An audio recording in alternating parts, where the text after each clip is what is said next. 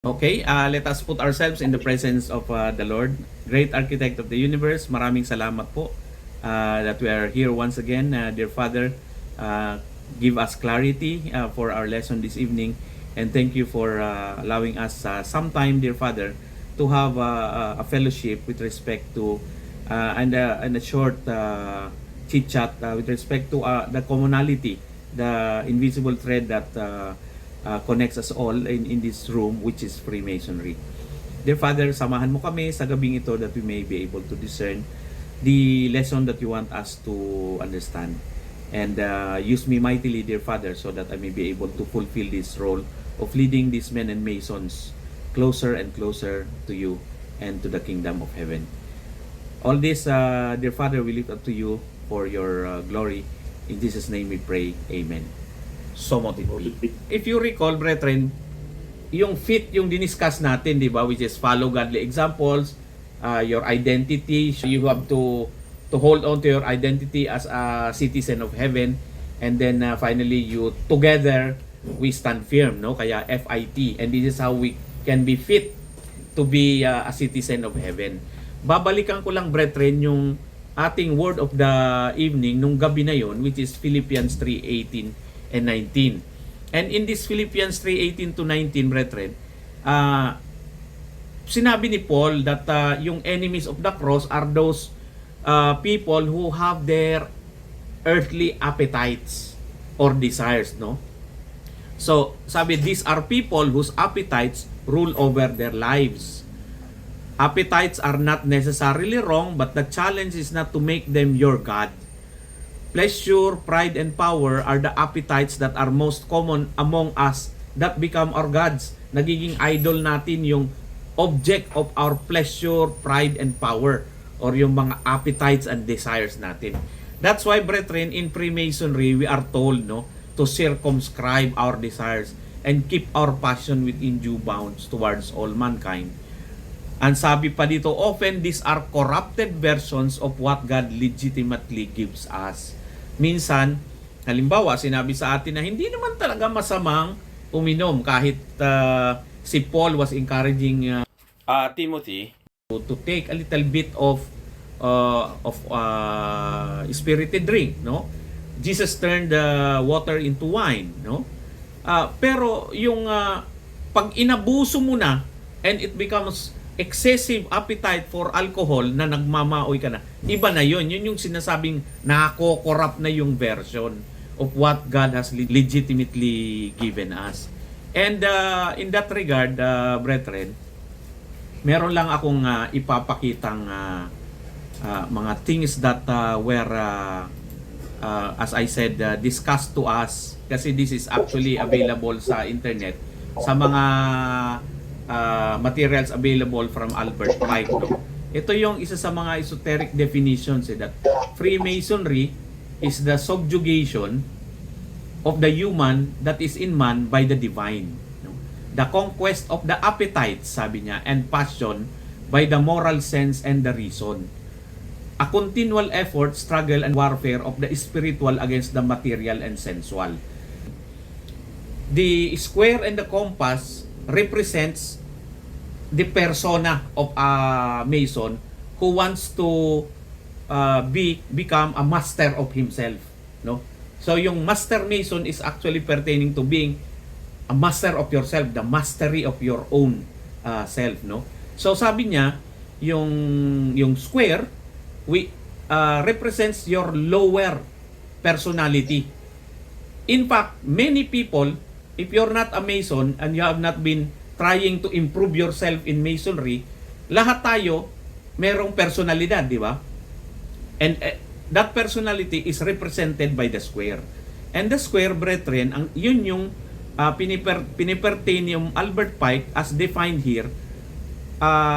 Your personality is basically the totality of your appetites and passions, no? Yung mga hilig mo sa buhay, yan yung nagdi-define ng personality mo.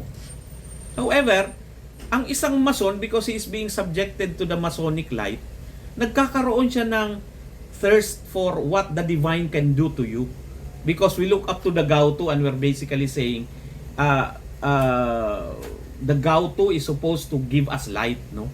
So it's the subjugation of the human that is in man by the divine. Pag naturuan tayo ng Gauto how to circumscribe our passions and appetites, doon pa lang tayo nag-i-improve in masonry, no? Eventually, as we progress in the degrees of masonry, biglang ang light being given to us by the divine na ang nakapatong sa square.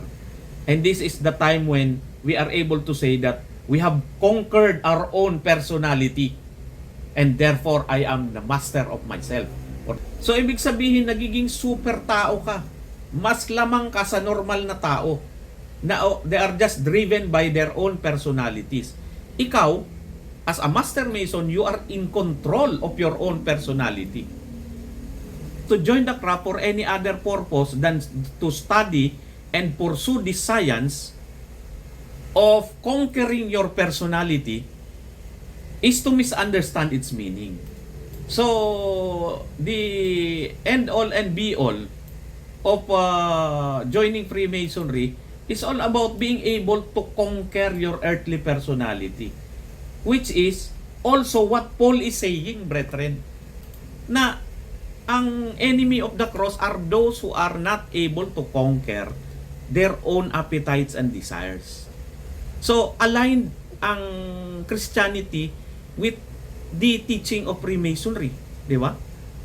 So, I just wanted to emphasize this, brethren, para pagtibayin natin ang ating pag-aaral ng salita ng Gauto, ng volume of the Sacred Law, because time and again, we're able to prove that what we are learning of being while being under the light of Freemasonry is all biblical. Pupuntahan naman natin na my brothers yung topic natin for this evening. Continuation lang siya nung love and joy topic natin from last week, no? You can see here na ang ating main banner is still love and joy, discover the connection. But tonight, my brothers, ang ating subtopic or subtitle is guard your joy. Merong mga magnanakaw ng galak. Merong mga pagkakataon sa pamumuhay natin na imbis na nabubuhay tayo, nagsiswimming tayo sa galak, brethren. May mga umaagaw niyan, may mga joy robbers sa buhay. Oo. Kasi hindi natutulog ang diablo sa paulit-ulit nating sinasabi, no? So the devil continues to try to rob the joy that we are supposed to have as we exercise brotherly love and love for our Gauto. Nasa Philippians 3 tayo last week, ngayon we're moving on to Philippians 4. So, rejoice, no? Yun ang sabi sa unang-una, rejoice. Magpakagalak kayo, no? At makikita natin, brethren, sa formulation na to, this is in present tense, no? At ang sabi pa, hindi lang magpakagalak kayo, no? Meron pang word na always, no? Parati. Magpakagalak kayo parati. Yun ay utos. Utos, and this command of rejoicing, brethren, has been mentioned in the New Testament so many times, no?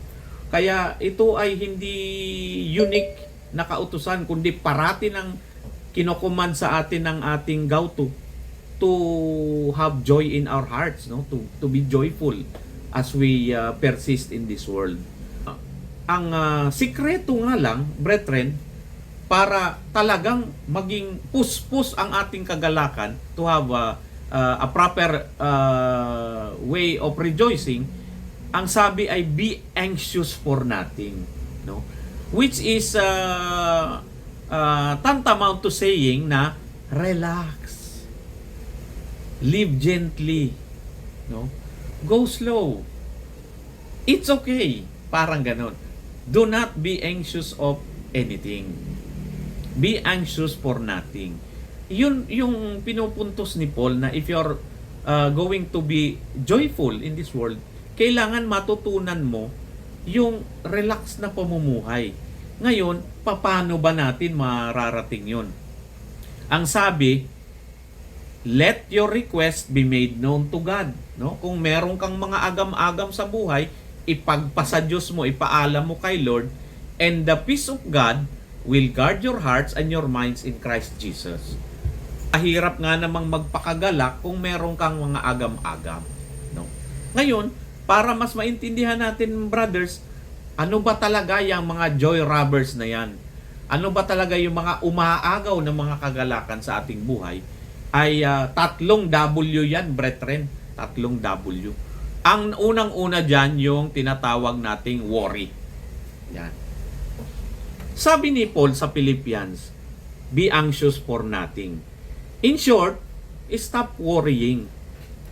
Kasi, ang pinanggalingan daw na word na yan ng worry, brethren, ay yung Greek word na merimnao. Merimnao, which means a divided mind.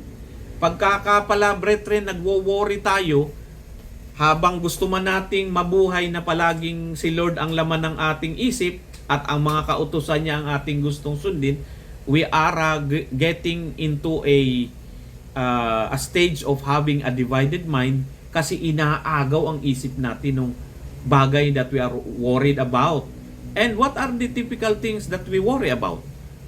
Ito, nilista na, no? Money, health, loved ones, relationships, and other fears, no? Mga takot. Minsan nga, yung ibang tao, brethren, nakahiga na lang sa kama, natatakot pa na baka mahulugan siya ng kisame. No? Even fears of not being accepted. Kaya, brethren, tayo minsan, no?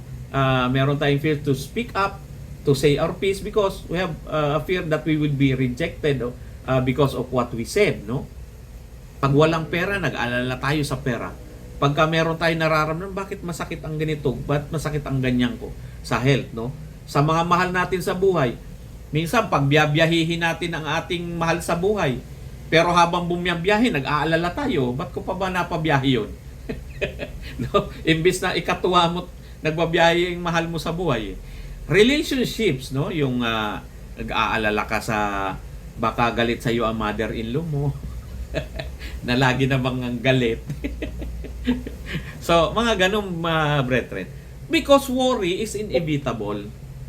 From time to time, it will come to us. Pero ang sinasabi lang ng ating lesson dito, brethren, sa Philippians, do not make worry a permanent tenet of your mind or of your heart. Kasi 90% of what we had been worrying about has not really happened. No? We're just worrying for the sake of worrying. And ang sabi ni Paul, the solution to worrying is easy. Prayer lang ang katapat niyan. No? Yan, brethren, ang isa pa na interpretasyon ng sinasabi nating it's a pluck problem.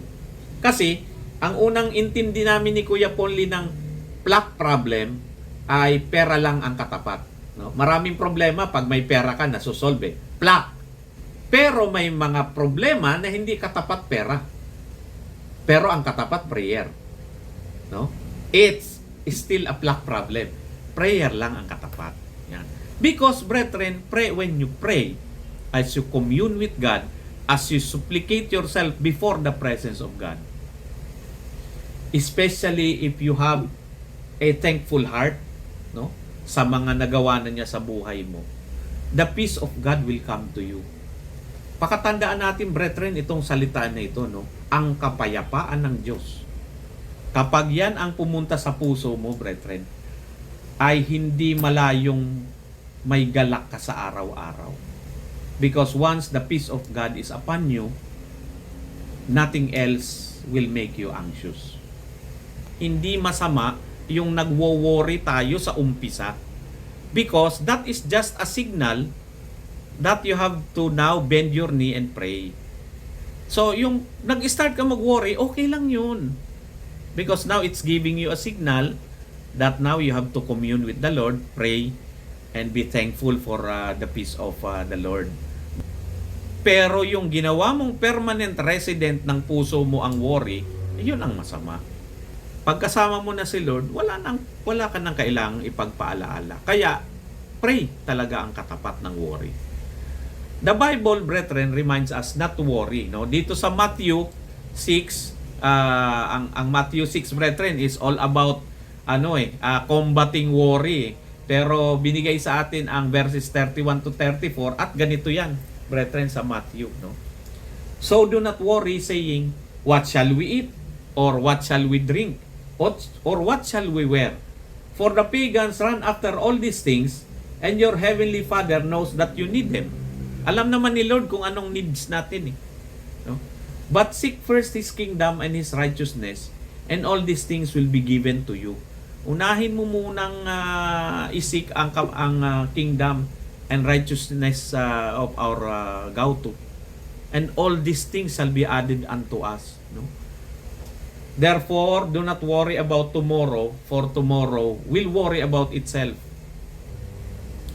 The reason why we do not trust God may be because we do not know Him completely. Kaya minsan tayo nagwo-worry kasi hindi natin siya ganong kakilala.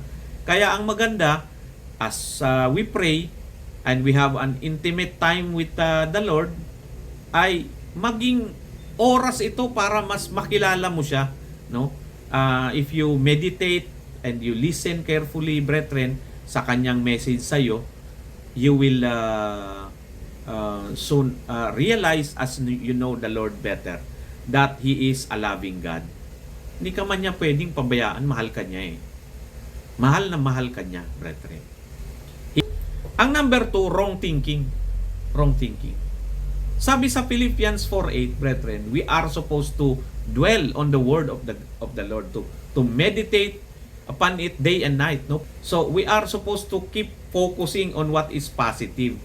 Sabi nga dito sa lesson natin, brethren, even yung placebo effect, no? Because you think that you have already taken the right medicine, kahit na placebo lang yung ininom mo, the power of the mind is actually able to lead us to positive thinking, no? So, sabi sa 2 Corinthians, take every thought captive.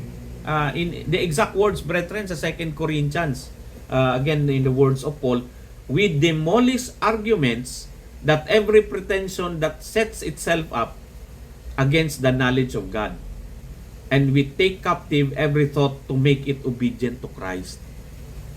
Minsan, brethren, yung ability natin to control, no, our own personality, yung diniscuss ko kanina. Once we have that and we have become a superman, ay ibig sabihin we can also grab our own thoughts, brethren, and make it captive and obedient to the words of Jesus Christ, no? Pwede nating kontrolin yan. Kaya we just need to be willing to do it, no? Kasi kumbaga positive thinking yan eh. We have to veer away from wrong thinking and take ourselves towards a direction that is aligned and in consonance with the will of Jesus Christ. Sabi sa Joshua, brethren, Joshua 1 verse 8 tells us what to meditate on. Pagka ba nagme-meditate tayo, ano bang pinagme-meditatean natin? Of course, God's truth and God's word. Number 3, ang pangatlong magnanakaw ng galak, brethren, sa buhay natin, yung wanting compulsively, no, or tinatawag nating covetousness. Yang covetousness, brethren, umpisa pa lang ng Biblia, no? Sa Exodo pa lang, sinabihan na tayo niyang thou shall not covet, no? Thou shall not covet. Wag na nating pagnasaang makuha ang mga asawa ng neighbor natin, yung kanyang ari-arian. Thou shall not covet thy neighbor's goods, no? Yung mga ganon, no? Ando na yan sa umpisa pa lang. Along with the immoral and impure, the covetous is another characteristic ascribed to idolaters. Yang pagiging mapagnasa ng mga bagay-bagay, brethren, actually idolatry ang dulo niyan. Alam naman nating galit na galit ang ating gauto sa idolatry. Sabi natin, brethren, last week, ano ba talaga ang idol? Hindi naman yan kailangan Diyos-Diyosan lang na ribu-ribulto eh. Whatever takes away compulsively, no? Whatever takes away your time away from the Lord, or from being prayerful and being meditative upon the Word of God, is actually an idol. Ang example nga niyan, yung nakahiligan kong maglaro ng Assassin's Creed nung araw, brethren, di ba? Parang naging idol ko na yung Assassin's Creed na video game na yun. Naku, hindi ko na maasikaso yung pamilya ko. Naubos ko yun. Naubos ko hanggang sa mga special edition ng Assassin's Creed. Pero bandang huli, pinamukha sa akin ni Lord na idol mo yan, bitawan mo na yan. At so far naman, brethren, ay in control naman tayo, no, sa ating dating pagkakamali. So, covetousness is making something become your God, and it is idolatry. And definitely, covetousness can rob us of our joy. Minsan, parang hindi na, para tayong sinisilihan pagka hindi natin nakukuha yung mga gusto natin, di ba? Okay lang naman mag-collect ng bagay-bagay, wag lang papakasobra na yung nakakalimutan mo na si Lord at ang kanyang salita dahil ang focus mo na lang yung mga bagay na kino-collect mo, no? Isusubo na lang ng anak mo, ipinambili mo pa ng koleksyon mo. Ay di ba napakapangit? Dapat baliktad. Ibibili mo na lang sana ng koleksyon mo, pero kailangan ng anak mo at pamilya mo, taka na yung koleksyon, pamilya mo na. Di ba mas maganda? Kaya brethren, sabi, to be able to combat your covetousness, you have to be content. No? Ang solusyon sa covetousness is contentment. They are direct antonyms to each other. Kasi minsan, the grass is always greener on the other side of the street, no, or the road. Parang doon mas okay Di ba brethren, as simple as this. Kasama mo si Ateng, nag-order kayo ng magkaibang pagkain. Parang mas masarap ang na-order ni Ateng Kumakain ka ng walang contentment doon sa na order mo. Kasi patingin-tingin ka sa kinakain ni Ateng, parang masarap ang order ni Ateng. Kaya nga ang solusyon ko dyan, kung ano orderin ni Ating, yun na rin na order ko para parehas kami. Kailangan mong giyaan ang sarili mo no? And brethren, contentment is being grateful and thankful for what you have. And contentment is not about being complacent or reklamador o grumbler. No? Contentment is independent of circumstances. And it is not about having all you want. Hindi lahat ng gusto mo pwede maging iyo. Kailangan ang contentment mo, brethren, independent sa circumstansya mo sa buhay. Ang problema kasi ng tao, ang problema, brethren, na ang naghahari sa tao, sabihin na natin ganito, ang problema ng mason, na ang naghahari pa rin yung kanyang lower square, at hindi pa niya natutunang kontrolin ang kanyang personality, ay ang kanyang contentment o katuwaan o galak sa buhay is rested upon kung nasaan ang estado niya sa buhay ngayon. Maganda na nga ang estado patingin-tingin pa sa estado ng iba. Tuloy, hindi kontentado. Contentment is centered on Christ. While on the other hand, some people who are not contented are focused on themselves. Kapag ang focus ng kaisipan mo, sarili mo, talagang di ka makukontentado and you will keep comparing yourself to others. The problem with comparing yourself to others, my brothers, is that, sabi pa sa Desiderata, there will always be better persons than who you are. Tayong mga followers ni Christ, brethren, yung mga believers, pag ang sentro ng buhay natin si Kristo, kontentado na tayo. Bakit? Ang sabi naman ni Lord, di ba? Seek ye first the kingdom of heaven and His righteousness, and everything shall be added unto you.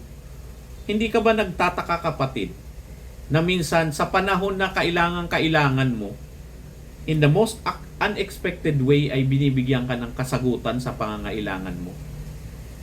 Doon pa sa hindi mo ine-expect, no? Kaya if we center ourselves on Christ, we will find true contentment. So, sabi ni Paul, brethren, yung sikreto ng contentment comes from the confidence that because of Christ's presence in our lives, He can do all things through Him who strengthens Him. Philippians 4:10 to 12, brethren. Sabi, I can do all things through Him who strengthens me, sa verse 13. Pagdating sa pagiging yung mahilig kumabig, gusto kakabig ng kakabig, ang antidote daw, ito sa salita mismo ni Lord, no? Sa Lucas. The antidote, God wants us to know that the antidote for materialism and discontent is generosity. Sa mga panahong, brethren, na napapansin mo nagiging mapaghangad ka sa mga bagay-bagay, gusto ko meron ako niyan, gusto ko meron ako nito. Kung ano meron ka, ipamigay mo. Be generous. Solve na ang problema mo. Halimbawa, brethren, nagkokolekta ka ng mga figurine, no? Ng yung mga anime na mga laruan, no? Mga Voltes 5, Mazinger Z, mga ganyan, no? Malungkot ka, brethren, dahil di mo makumpleto eh. Gusto mong pumunta ng Japan at halukayin ang lahat ng tindahan sa Japan para makumpleto ang iyong koleksyon. Dahil hindi mo makumpleto, malungkot ka, discontented ka. At you covet that you would be able to complete this collection. Naisipan mong kung anong meron ka ipinamigay mo doon sa mga batang merong cancer, brethren, doon sa isang ward, no? Ay di ngayon wala ka nang kukumpletuhin, mas masaya ka. At may napasaya ka pa dahil na-share mo ang iyong laruan doon sa mga bata, no? So, again, wrap up tayo mga kapatid. Ang tatlong W's na talagang nagnanakaw ng joy sa buhay natin are the joy robbers. Number 1 is worry, no? O yung resulta ng pagiging anxious natin sa bagay-bagay. Huwag na tayo mag-worry. Ang solusyon dyan ay prayer. Pangalawa, wrong thinking. Simple lang din ang solusyon, brethren, na binigay sa atin, no? Paganahin natin, panghawakan natin ang salita, that we can take every thought captive. Ang panghawakan natin, brethren, ang bawat thought natin, at baguhin natin ang direction. Dalhin natin papunta sa obedience. And pangatlo, brethren, yung ating wanting compulsively or covetousness, ang solution is contentment. And ang contentment ay hindi basta dumadating na lang sa buhay natin, ay contented na ako, no? Pinag-aaralan yan, brethren, pinagpapaguran. Alam natin that when you are able to put Christ in the center of your life, mas kaya mo maging kontentado. Yung paghahangad mong magkaroon ng mga ibang bagay pa na hindi naman binigay sa iyo ni Lord, ay mawawala na. And as soon as mawala na yung covetousness mo, brethren, at ang nag-take over na ang pagiging kontentado, natuto ka na ang yung contentment is independent of your circumstance. Hindi yan dahil sa kalalagayan mo sa buhay, kundi kontentado ka dahil alam mong kay Lord ka. Ayun na. Kung hindi ka pa rin ako kontento, be generous. Yun ang sabi. Kung anong meron ka, i-share mo, brethren, sa iba. Lalo na sa kapatid. Because it's a way of expressing brotherly love. And every time you share, the joy of the Lord will be upon you.